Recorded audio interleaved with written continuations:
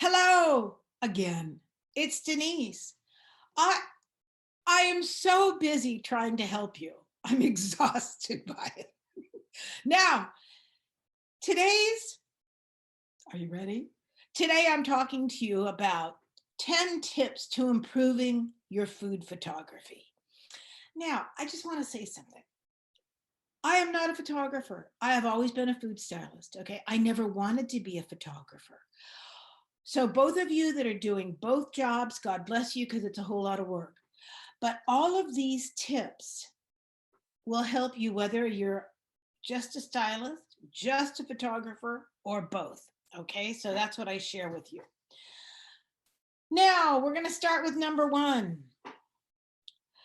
Have a clear vision of what you're selling. Are you selling the food, the plate, or a lifestyle? In my career, half the time I was selling the talent, okay? I was selling Suzanne Summers, Rachel Ray, Richard Simmons, Michael Chiarello. So that's what I was selling. I never ever lost track of that. Or I was selling the pot and the pan, or I was selling a recipe that I designed. But you must know what you're selling in the photograph. Be clear on what you want to achieve with your photos, okay? Your image has a goal. Should it make people hungry? Should it make people buy something? Should it make people turn on the TV? There's a lot of goals, but you have to decide what a goal is with your image. It's not just an image. Now, Cindy is so clever. Behind this, Cindy is now going to be putting in a slideshow for you. So let me just say this. The first two photographs you see, same recipe, two different props, okay? Two different setups. Same client. When we shot for this client, we would shoot the food on their china in their dining rooms, and we would do what we called a rustic one that they would use on their banners or newsletters, okay? So same recipe, two different setups, because we were selling two different things. Now, the third photograph you're going to see is selling pots and pans. Cindy still does a big client. Good Cook, I'm sure you all know it. They sell great stuff in the grocery store.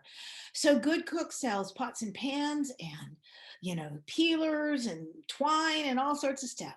Well, that's packaging. So this is a picture. Look at beautiful vegetables. Nothing sells like beautiful, perfectly al dente, undercooked vegetables. They're colorful and pretty, but I love what Cindy did on this photograph. She put one fry pan inside the other fry pan. Well, that's how people usually stack their pans at home. So not only is it familiar, and then I have it in the background, a little bit of other pots and pans. Pretty clear we're selling pots and pans. Now, so we've covered number one. Number two, have multiples of whatever you're shooting, burgers, pies, cakes. So you have lots of pieces to play with. Now, I know for some of you that are getting your portfolios together, you don't want to waste anything. And I understand that. I don't like to waste food either. But if my portfolio is what I'm selling to people, it's my product, okay? So I have to buy product to create images. So I'm not worried about eating it. So if I spritz it or put some toothpicks in it or whatever, that's not food anymore to me. That's a prop or product. But you must have enough. So I see this all the time. I'll say to people when they show me an image, they'll say, oh, well, I said, maybe if you'd had little herbs. Oh, I didn't want to go to the store. Okay. But is that kind of like you're going to a fancy party and you get all dressed up, but you forgot to take your hair knot off your hair from the cafeteria where you work? I mean, I don't get it. If you're going to shoot a photograph, then you need to have the pieces that you need to shoot the photograph. Okay. So you can see the next three slides that Cindy are going to show you. This is beautiful prepped food that was bought for photo shoots. Lots of it. Now, and that way we had choices. Okay, and you prep it all at one time before you get in front of the camera so you don't waste any time of yours or the photographer's. Now, and a little tip, you can see this is on paper plates, this is on a big sheet pan. The third photograph shows you the prep in damp paper towels. Well, you can take that prep and stick it in a baggie and it'll still be good tomorrow. Okay, so if you have more than a 1 day shoot, you prep a lot, you throw nothing away until the end of the shoot, but you have plenty to pick from. You have choices. Okay, you have choices. Yeah. When you go to the grocery store, number three, go through your product and get rid of anything wilted, old, or unsightly. I wish I just had $1 for every basket of raspberries I ever bought in the 40 years I've been food styling, because I could have retired like and bought an island. Get the best looking product to work with before you start cooking, plating, propping, and lighting. Okay. There's so many pieces to getting a good image. It's not just throwing something in front of the camera and thinking it's going to look great. Now, look at the three photos next that Cindy has. These are just beautiful natural vegetables photographed. Okay. That's all it is. Um, and one of these won an award from ICP. It was either the first one or the mushroom one. I can't remember, but you can see all it was fresh vegetables. The photograph of the bride's bouquet. This was a student that came to our workshop, and I helped her, or Cindy and I both helped her put the bouquet together because she was actually her own model. So it's hard to be the hand model and be the creator. But I love that photograph because I think it's just fun. Okay. Would that, what would that be captioned? Would that be captioned something like, I come up with creative ideas, or I love unique images? Sure. But anyway, buy the best you can. If you have to know where to buy the best product. Okay, you can't go to a really crappy, excuse the expression, store and expect to find great product, because you're not. Okay, now undercook the food. Number four is undercook almost, I'm going to say, all foods, not desserts, but most food. Food loses moisture and shrinks as it cooks. Cook food only long enough so it no longer looks raw. If your food needs to be darker, you can always blast it with a kitchen torch, a heat gun, or color with a bit of kitchen bouquet. So the next images you're going to see are exactly that. That is Cindy's hand, and she is burning the fat on a steak to give it a lovely ridge. But then the top of the steak is still light because you want the camera. Let's just remember one thing. If things are really, really dark, you better be able to light like Ansel Adams, okay? Shoot and half dome and hope that you get the natural light that's perfect in the, because if things go too dark, you can never go back. Okay, you have to start with a new piece of meat. Then that's Cindy's hands with a paintbrush on the edges, or a little bit of, oh no, that's a burger. And in, you know how burgers get little holes. She's painting the inside so it doesn't look like it has chicken pox or anything when it hits the film. And then here is Cindy with a barbecue starter that enhances already well done grill marks that you can get with a grill pan. But trust me, you want to undercook your food so it doesn't look old under the lights. Number five, and this is hard, and we're going to have a whole video on designing plates, because when people in our group, our food styling handbook group, send us their images, it's hard for them to design a plate. Now, if you've been a chef, you might have fantastic plating skills. If you haven't, you might not know how to put that food on the plate. So when designing a plate or an environment for your photo, consider color, contrasting or complementary, texture, movement, and balance. Okay, so those are really four important things. And if you know anything about art, whether it be sculpture, whether it be painting, whether it be jewelry making, those are the same elements in painting, in art. Okay, so I'm going to say them again. Color, contrasting or complementary, texture, movement, and balance. The elements in your photo should lead your eye happily around the photograph and encouraging you to explore. You want your eye to travel, the consumer's eye to travel all over that photograph. Okay. Now there's a focus, but you want them to enjoy the entire photograph. Move elements so that you do not have a stagnant composition. Okay.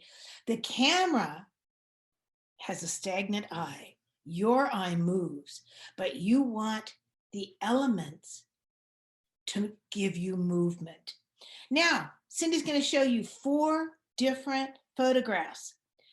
The first one, there's just a simple plate. And this, as you can see, this was a recipe from one of our clients.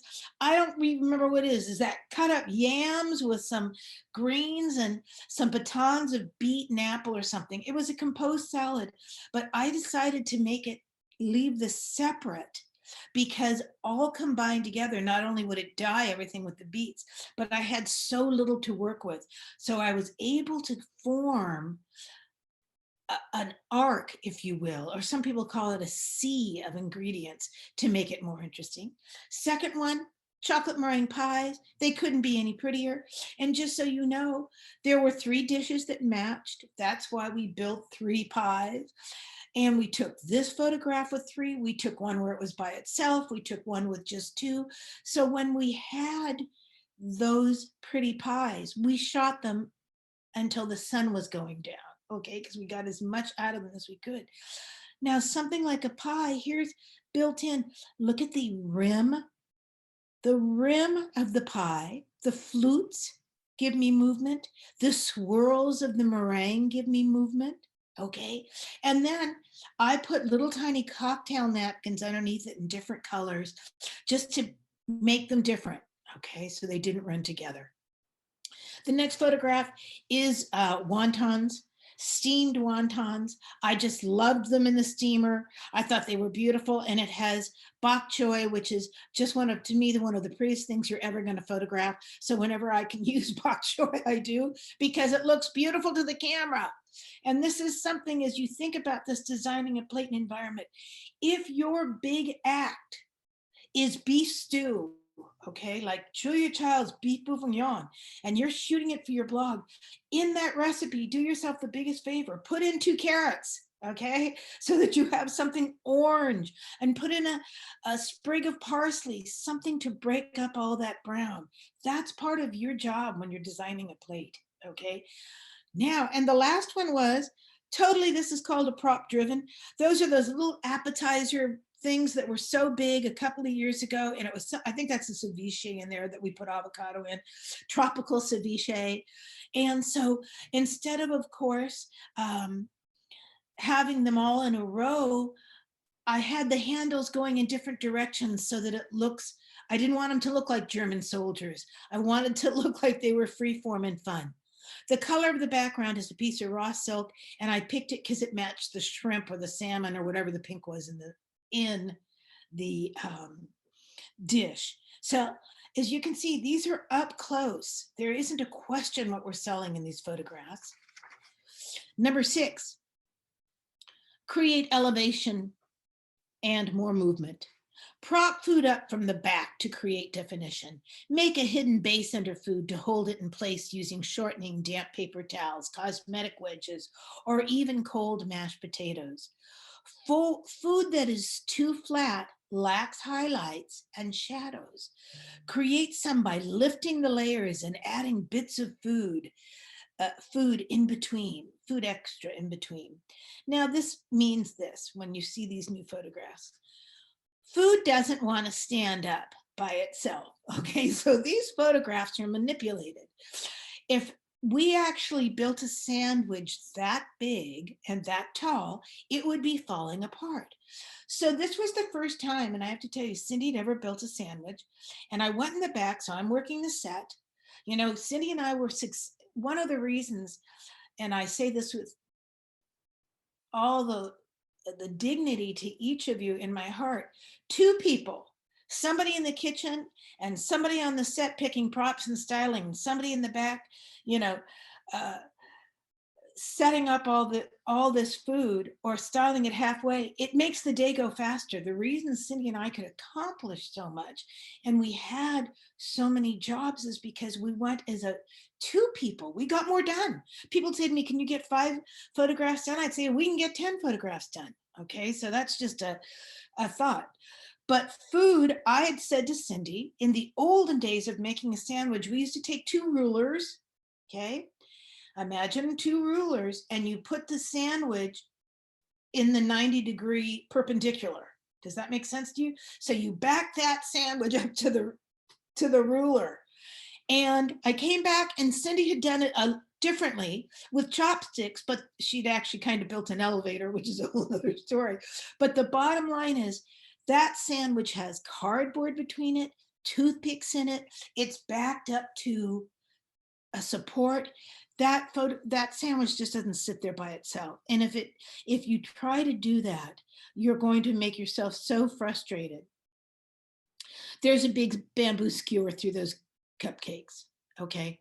I put a bamboo skewer to keep them in place, and then I could rotate them around the way I like the top of the cupcake. And the sandwich on the far right, your third sandwich, that also has toothpicks and cotton balls in it. So that's how you get a nice flat top on a sandwich.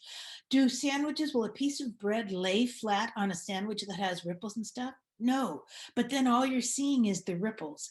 So that had cotton balls and, probably knowing Cindy and I, some cosmetic sponges, wedges to keep it even. So you have to think food is flat, okay? So you have to give it the dimension and elevation that it needs. Sometimes just the cut of it. We just had a photograph in our food styling handbook today. Beautiful, beginning of a beautiful thing. But instead of lemon wedges, the young lady had lemon slices. Well, lemon slices next to her beautiful cake were just flat, okay? And all I could think about is if she had cut quarters or halves, the lemons would have dimension and I would have seen, more of the seeds and everything. So how you cut things is part of your idea of design. Mushrooms in quarters will give you that lovely stem going up. Just how you cut food will give you elevation and movement. Number 7, plan for the use of garnishes. Have appropriate herbs, lemons and limes, salt flakes, cracked pepper, extra ingredients to use if you need it. Sometimes all you need is a little extra color or interest. So this was just a bouquet garni that I had built for something, and then it was so pretty on the board, we took a picture of it. It is that simple. Now, why do you need to have, nothing wrong with having some of those in your portfolio, okay? Just perfect, simple shots. The story of this is I'm a bouquet garni. Now, there's a couple of issues. An art director or a cookbook author might look at that and say, oh, I love that. I love that photograph, and hire you because that could be a little tiny inside shot in her cookbook or his cookbook, okay? Maybe it's a cover. Maybe it's the cover photos, you turn chapters. Okay, the chapter cover. The next one is this. The ingredients to make the salad dressing. And there's an empty bowl in the background. So that's an ingredient shot, but look how perfect it is with parchment paper and a whisk, okay? Lovely, simple. And then this was this was an ingredient shot, and what tied it together was 4 little wooden plates that all match, okay? I think this was a salad or something, but when I saw it made, it was crappy looking. And I said to Cindy, we're gonna put all the ingredients on a separate dish so that we can define them and they're not all mixed up. Okay, so but you got to plan for some color, got to plan for color and extra ingredients. And I buy things all the time on the client's dime when I'm working that they didn't even know that they needed. Okay, so I say that to you the same way. Cindy and I would often say to ourselves and look at each other and say, the client didn't even know how much they needed us and needed these ingredients. Number 8, know that room temperature food photographs better than hot food. Now, people think It shouldn't be icy cold because that will be wrinkled. People think, oh, I should photograph it when it's hot. Well, if it's print work, you don't want the steam coming up to your camera lens unless you're manipulating that. So you don't want hot food. You don't want your fingers to have to touch hot food. Make the food appear hot, you guys, by adding moisture or shine or using your heat gun. When you've got it all in place, but you don't want to be styling hot food. Trust me on that one. Spray food with Pam or water or brush with a little corn syrup or oil. You can make it look hot, you guys, so much easier than trying to work with hot food. Now, and also the pictures you're going to see, here is spraying the chicken with some Pam after it's been painted, so it'll look pretty under the lights. Here is painting a little Caro syrup, or it looks like soy sauce on the burger, probably because there were some fatty spots in it. And when the camera gets up close to it, you see all the flaws. I haven't said that, but I need to say this. And a young woman that's a photographer in our food styling group very nicely said this to remind people, the camera sees flaws that your naked eye can't see. So once you're used to looking through that camera all the time, you'll see them and anticipate them before you get to the set. So we're painting the hamburger. And then the last one again is a steak with some broccoli, simple, gonna go under the lights of the camera, spraying it again with a little Pam. Now, do hot lights dry out your food? Well, of course they do. So that's why you need to protect the food. You fill the pores of the food with a little oil and it stays fresher and nicer and gives it a gleam, okay? I think of it as lipstick. And also, I'm very, very sorry that Pam has never sent Cindy and I blank checks, thanking them for all the Pam that we have probably sold worldwide. 9, less is more. Here it is. Appreciate how the camera's eye is different from your eye. You don't need to have a sliced mushroom in every square inch of your food to know that it contains sliced mushrooms. So if you're making a stroganoff, you could photograph on your noodles, a few beef slices that have been dipped in the sauce lightly, and then a couple of mushrooms, and the camera will know it's stroganoff, okay? If you don't take your own photographs, if you're just a stylist, I suggest you start taking photographs of all your food with your iPhone or your Samsung or whatever you have. Or if you have a little Instamatic camera left over from 1970s, I would take a picture of your food and start learning to read your photographs like that, okay? And see what the camera's eye sees. You can get your point across in an image without making it complicated. One of the biggest mistakes first-time stylists make is they put too much in a photograph, too much on the plate. Okay, leave it alone, let it breathe, give it some negative space so that the eye will go to what you want to sell and it looks beautiful. So for our slides, here's scallops. The first one is scallops.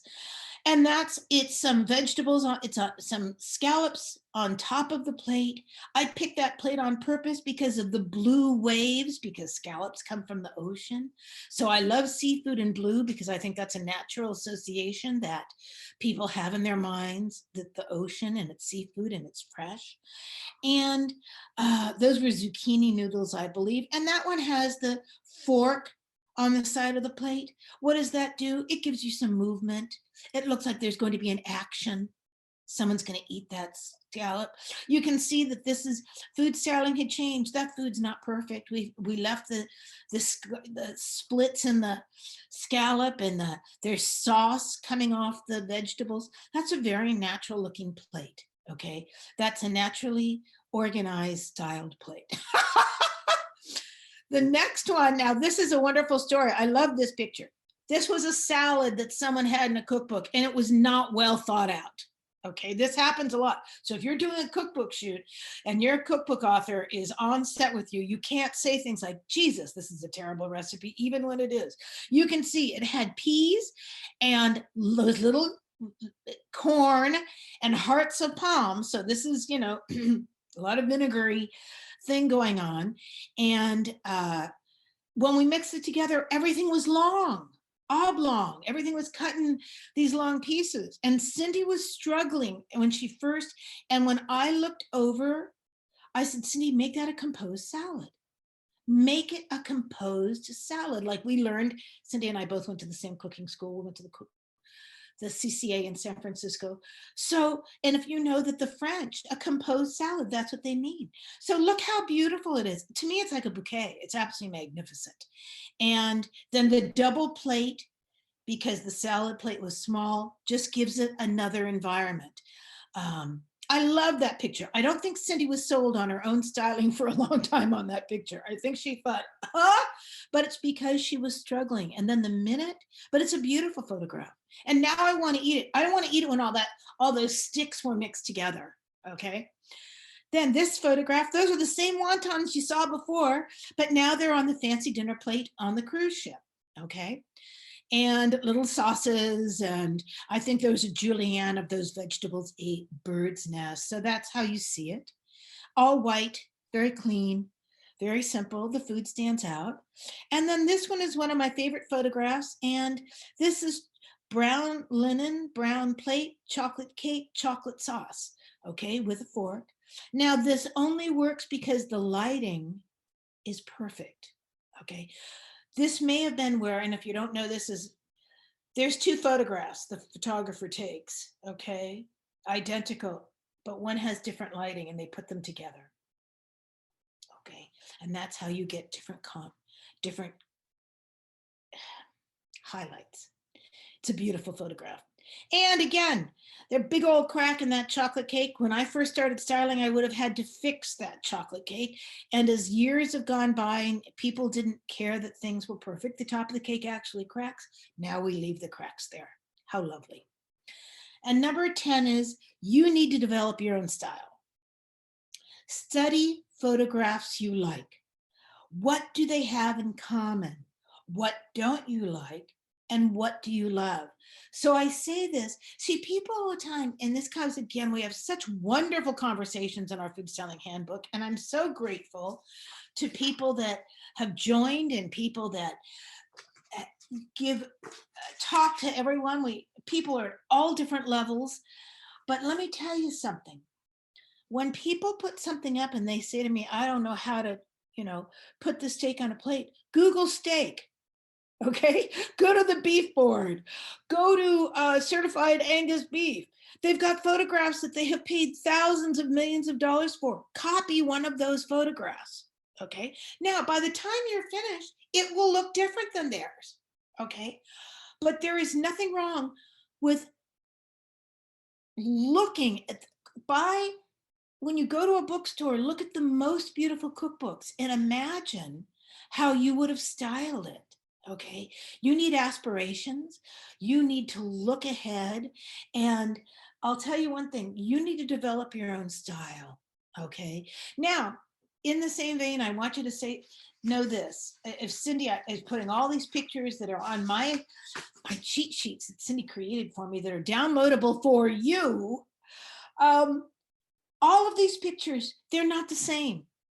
Okay, there's a little bit of a style there, I can always tell, but you know what, basically we worked with the food the way we wanted to sell the food, so our style was making the food look as beautiful and delicious as possible. Okay, actually many times when Cindy would pull up film from 6 months ago or we were using it for an article, I'd say to her, oh, I love that photograph, that's beautiful. She'd say, you styled that. I said, I did. I'm surprised because I don't even remember. Okay, and I would say to her, and we're much more critical, as you all know, about our own stuff, but I have to tell you something, your style will evolve. Okay, and your style probably comes from where you come from and what you like to eat and how you cook and what your education is and what your background is. So all those things will play into it. So anyway, 10 tips to improving your food photography. Now we have our new food styling workshop.com, had the site for years. Cindy and I were talking before the camera went on. I've been teaching food styling for, I don't know, 25 years. when Cindy came to work for me 20 years ago, came to work, she said to me, we should start teaching workshops again. And I said to her, they are so much work and they're hard. And some students are stinky and some students are never going to be very good. And some students are brilliant and motivate you. And some students will surpass you in their careers. So that's all part of teaching. But when we started them back up, we've had several websites, the website has changed. We originally was called the Culinary Entrepreneurship. And what we found is no one knew how to spell entrepreneurship. So we had to change it to Food Styling Workshop. I'm not kidding. So anyway, foodstylingworkshop.com. We have done a little modification. We've cleaned it up. And the reason why is we wanted to put a big old easy button for people to buy our Podia classes. So that's it for today. We are hoping to attract all the people in the world that want to be food stylists. Internationally, Americans were the best food stylists in the world. Let's be honest about that. Okay. Well, thank you. I think I'm done. I think I'm so done. And good luck and write when you get work. And thank you. Bye-bye.